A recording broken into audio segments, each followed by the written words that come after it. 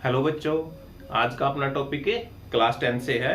और आज हम करने जा रहे हैं एक रेजिस्टेंस को इलेक्ट्रिक सर्किट के अंदर किस किस प्रकार से हम जोड़ सकते हैं। ठीक है, तो रेजिस्टेंस को एक इलेक्ट्रिक सर्किट के अंदर हम दो वेज के अंदर जोड़ सकते हैं।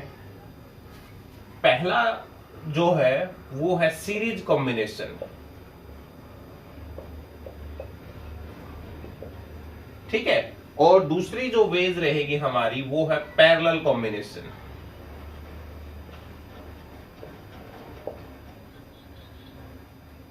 तो सीरीज कॉम्बिनेशन क्या होता है? सीरीज कॉम्बिनेशन होता है एक का स्टार्टिंग पॉइंट दूसरे के एंडिंग पॉइंट के साथ जुड़ा हुआ हो।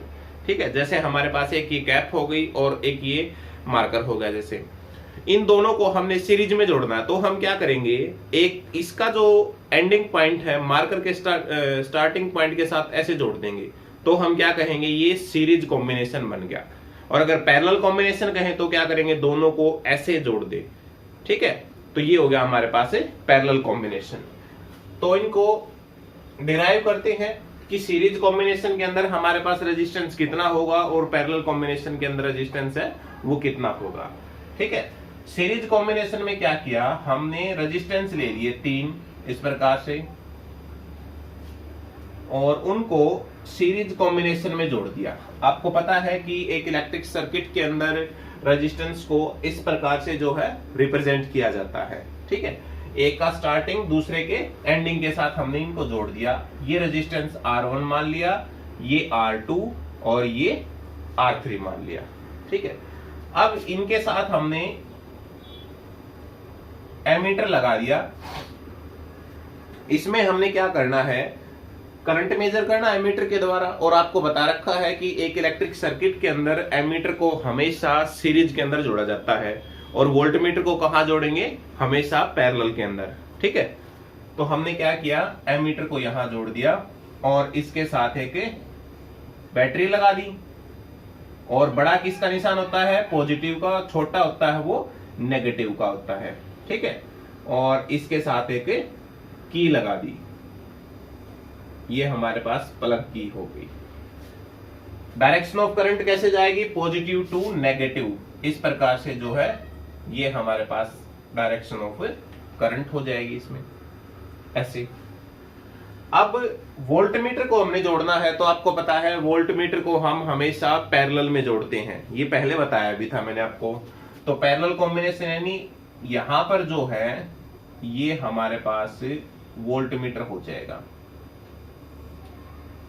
ठीक है, वोल्टमीटर को पैरेलल में हमने जोड़ दिया। तो अब हमने इसकी डेरिवेशन करनी है कि टोटल रेजिस्टेंस जो हमारे पास सीरीज कॉम्बिनेशन में है वो कितना हो जाएगा। ठीक है, तो देखो जो चीज डिवाइड हो रही है हमने उसको लेना है। अब यहां पर देखो, अगर यहां से करंट आई गया, मान लीजिए यहां करंट आई है तो क्या होगा, यहां पर टोटल करंट इसके अंदर आई ही जाएगा।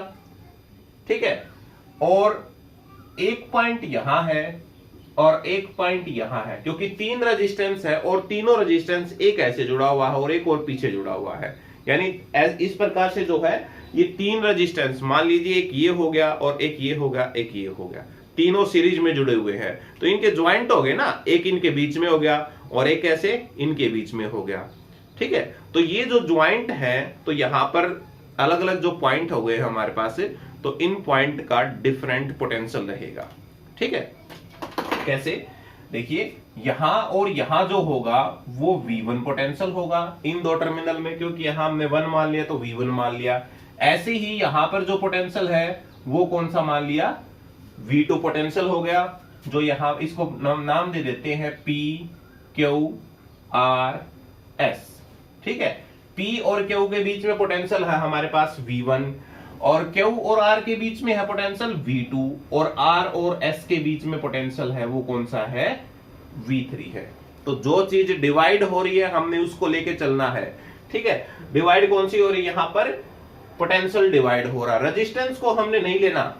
रेजिस्टेंस को ध्यान रखना, इसमें रेजिस्टेंस को हमने नहीं लेना है, सिर्फ करंट और पोटेंशियल के बारे में देखना है। दोनों में से जो चीज डिवाइड हो रही होती है उसको हम ले लेते हैं। यहां पर क्या है, पोटेंशियल डिवाइड हो रहा है तो क्या लिखेंगे हम, total potential in series combination. Series combination के अंदर टोटल पोटेंशियल कितना है इनके बीच में अगर देखें तो वो हमारे पास V है। V हमने मान लो पोटेंशियल दे दिया और वो V पोटेंशियल किसके बराबर हो जाएगा, V1 plus V2 plus V3, ये हमारे पास टोटल पोटेंशियल हो जाएगा। ठीक है, अब ओम्स लॉ क्या कहता है, अकॉर्डिंग टू ओम्स लॉ, ठीक है, अब ओम्स लॉ ये कहता है कि V is equal to I R, कि पोटेंशियल हमारे पास होगा वो आई आर के बराबर होगा। ठीक है, तो यहां पर हम V की जगह आई आर लिख सकते हैं, तो V1 अगर पोटेंशियल कह दे तो किसके बराबर हो जाएगा, आई आर वन, क्योंकि जो हमारे पास करंट है वो तो सभी के अंदर पूरे सर्किट में कैसा है, सेम है हमारे पास। सिर्फ V1 पोटेंशियल यहां देखे तो इसमें करंट आई गया, रेजिस्टेंस कौन सा था इसका, R1, तो V R1 हो गया, सॉरी I R1 हो गया। ऐसे ही V2 जो है तो वो किसके बराबर हो जाएगा, I R2, क्योंकि पोटेंशियल जो हमारे पास Q और R के बीच में है। ऐसे ही V3 पोटेंशियल I R3 के बीच में, इसको हम इक्वेशन नंबर फर्स्ट मान लेते हैं। ठीक है, अब ये सारी वैल्यू इक्वेशन फर्स्ट में पुट कर देते हैं, put these value in equation first. तो फर्स्ट में हमने पुट कर दिया, V की जगह क्या पुट करेंगे, आई आर पुट करेंगे, और V1 की जगह क्या पुट करेंगे, आई R1, और V3 की जगह क्या, V2 की जगह क्या पुट करेंगे, आई R2, और ये हो जाएगा आई R3। हमने क्या किया है कि ये जो सारी वैल्यू थी फर्स्ट इक्वेशन में पुट कर दी। V की जगह क्या पुट कर दिया, आई आर हो गया। V1 की जगह क्या पुट कर दिया, आई R1, तो आई R1 हो गया। ऐसे ही V2 की जगह पर आई R2 और V3 की जगह पर आई R3 हो गया। सभी में से I कॉमन आ जाएगा तो I को बाहर ले लेंगे, यहां से I बाहर आ गया, यहां क्या बच गया, R1 R2 R3, यानी R1 plus R2 plus R3 हमारे पास बच जाएगा। I से I कैंसिल हो जाएगा। ठीक है, जो हमारे पास R है उसको हम RS बोल दें कि रेजिस्टेंस इन सीरीज कॉम्बिनेशन, तो किसके बराबर हो गया, R1 plus R2 plus R3 हो जाएगा।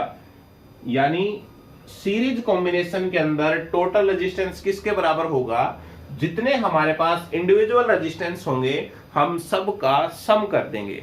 ठीक है, तो इसको हम क्या लिख सकते हैं कि टोटल रेजिस्टेंस, ये लाइन आपने लिखनी बहुत जरूरी है बेटा, total resistance in series combination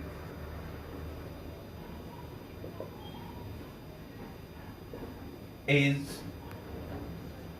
equal to sum of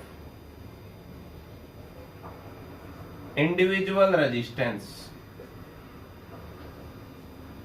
ठीक है, तो वो किसके बराबर होगा, जो हमारे पास इंडिविजुअल रेजिस्टेंस है उन सब के सम के बराबर होगा।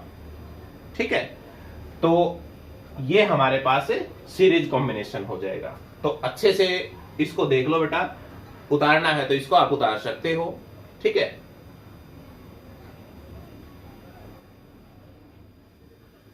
चलिए अब हम कर रहे हैं पैरेलल कॉम्बिनेशन।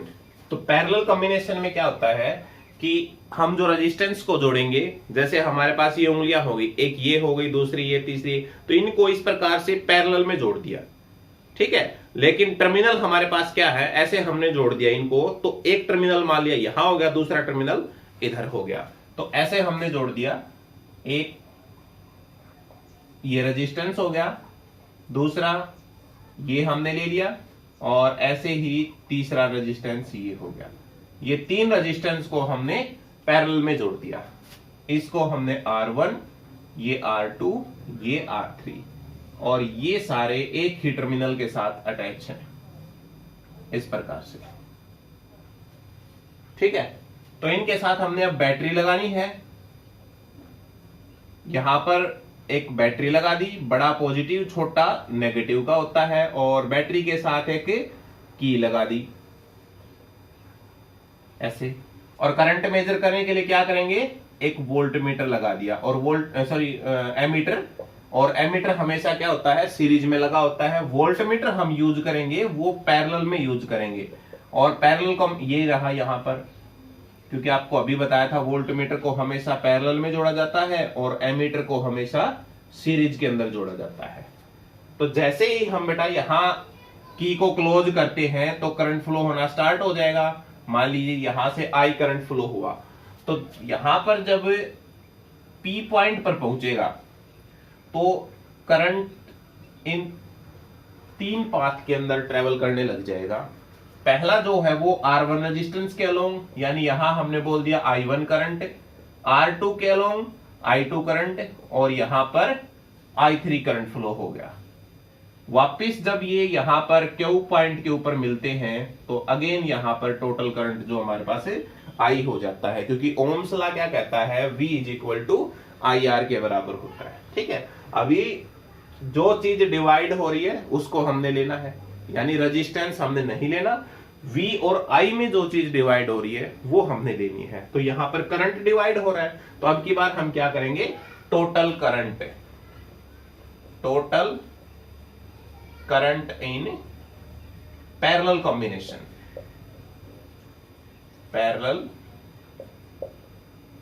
कॉम्बिनेशन, अब टोटल करंट किसके बराबर आ जाएगा, I है, और वो हो जाएगा I1 plus I2 plus I3 के बराबर। ये हमारे पास जो है टोटल करंट हो जाएगा। अब ओम्स लॉ क्या कहता है, अकॉर्डिंग टू ओम्स लॉ ये कहता है V is equal to IR, और यहां से I की वैल्यू हम निकालें तो किसके बराबर हो जाएगा, V और R दूसरी साइड आकर डिवाइड में हो जाएगा। ऐसे ही यदि हम यहां से I1 की वैल्यू निकालें तो किसके बराबर हो जाएगी, I1 इसके अंदर V is equal to IR, तो I कौन सा है, I1 और R1, और V तो दोनों में सेम है, यहां जो है सभी के अंदर पोटेंशियल V ही जा रहा है, तो क्या हो जाएगा, V बाई R1 हो जाएगा। ऐसे ही I2 की वैल्यू निकाले तो V बाई R2, और सिमिलरली I3 किसके इक्वल हो जाएगा, V बाई R3 के इक्वल हो जाएगा। ये हमारे पास रेजिस्टेंस हो जाएगा जो R1, R2 और R3 के अलोंग जो है करंट टोटल जो करंट जा रहा है इन पाथ के अलोंग। अब ये सारी वैल्यू हम इक्वेशन फर्स्ट के अंदर पुट कर देते हैं, put these values in equation first. I की जगह क्या पुट करेंगे, V बाई R, I1 की जगह क्या पुट करेंगे, V बाई R1, प्लस में I2 की जगह पर V बाई R2, और प्लस में इसकी जगह पर क्या हो जाएगा, V बाई R3 हो जाएगा। सभी में से जो है V कॉमन ले सकते हैं हम, तो किसके बराबर हो जाएगा, V by R is equal to V हमने बाहर ले लिया, तो यहां क्या बच जाएगा, 1 by R1 plus 1 by R2 plus 1 by R3।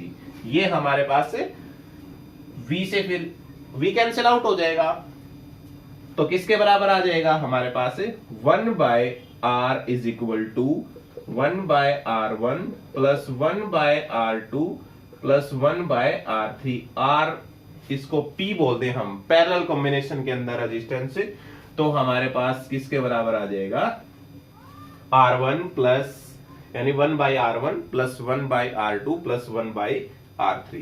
तो वही लाइन जो हमने जैसे सीरीज कॉम्बिनेशन में लिखी थी, total resistance in parallel combination is equal to sum of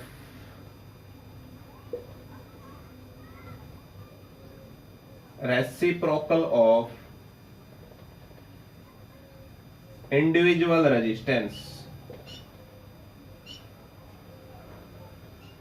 ठीक है, यानी टोटल रेजिस्टेंस किसके बराबर आ जाएगा पैरेलल कॉम्बिनेशन के अंदर, sum of reciprocal of individual resistance. जो हमारे पास इंडिविजुअल रेजिस्टेंस है उनका रेसिप्रोकल करके हम सम कर देंगे तो टोटल रेजिस्टेंस हमारे पास आ जाएगा।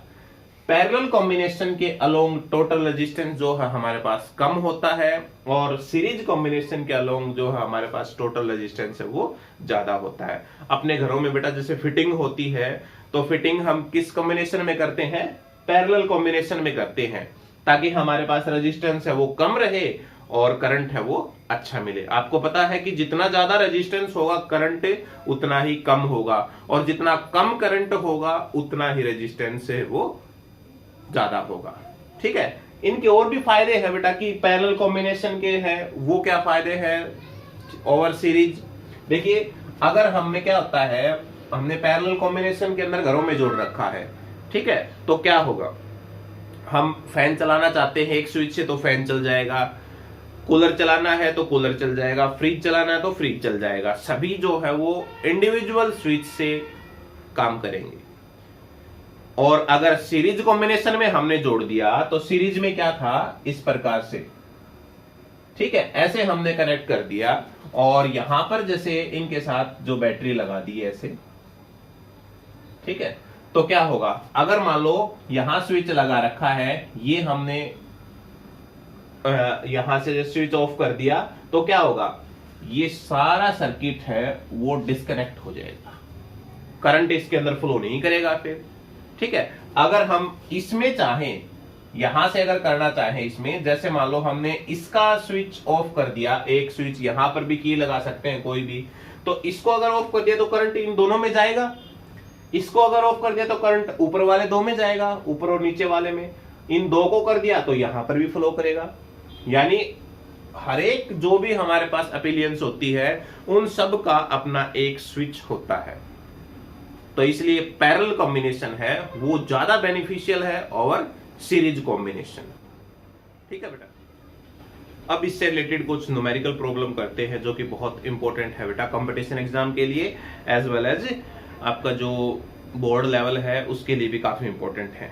ठीक है, देखिए हमने देखा अभी कि जो सीरीज कॉम्बिनेशन के अंदर टोटल रेजिस्टेंस था वो था R1 plus R2 plus R3 के इक्वल, और पैरेलल कॉम्बिनेशन था हमारे पास जो 1/RP जो था वो किसके इक्वल था, 1/R1 plus 1/R2 plus 1/R3। ये तो था हमारे पास सीरीज में और ये था हमारे पास पैरेलल कॉम्बिनेशन के दौरान। ठीक है, तो अब मान लो कि हमारे पास रेजिस्टेंस दे रखे हैं, जैसे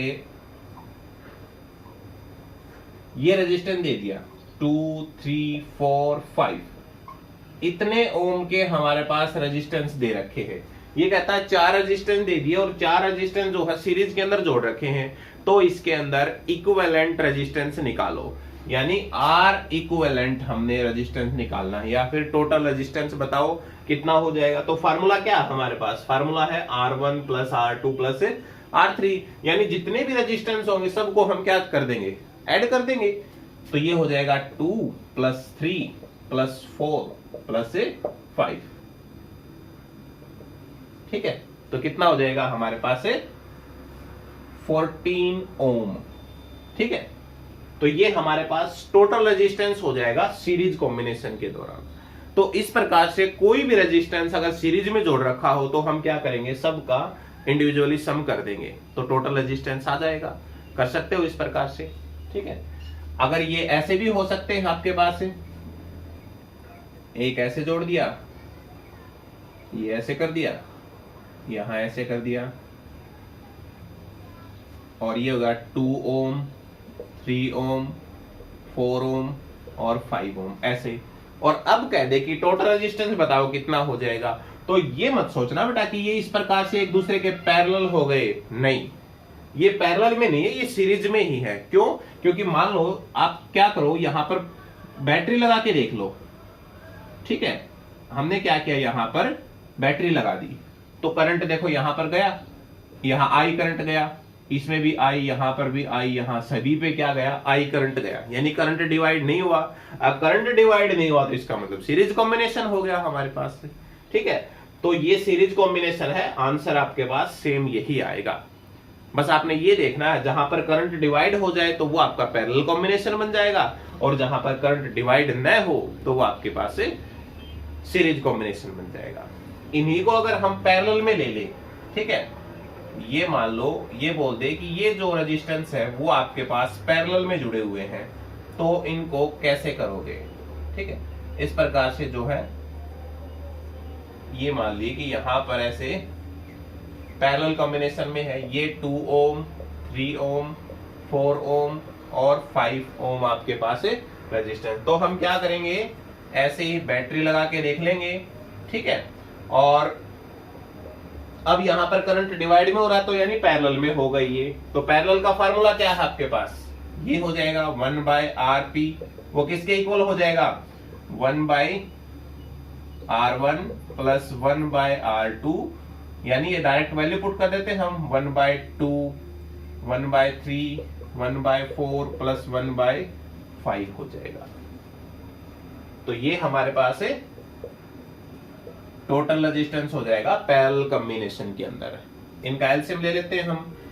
ठीक है, 60 हो गया, यहां से करेंगे तो कितना हो जाएगा, 30, प्लस में यहां से करोगे तो 20, और यहां से करोगे तो 15, और ये हो गया आपका 12। ठीक है, सबको हम ऐड कर देते हैं,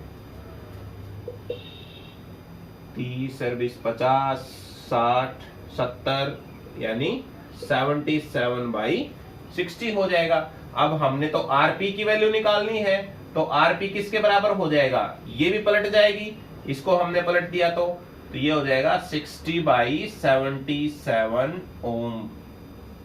इसको आप कैलकुलेट कर लेना। ठीक है, इस प्रकार से हमने जो है पैरेलल कॉम्बिनेशन के दौरान जो है टोटल रेजिस्टेंस निकालना है।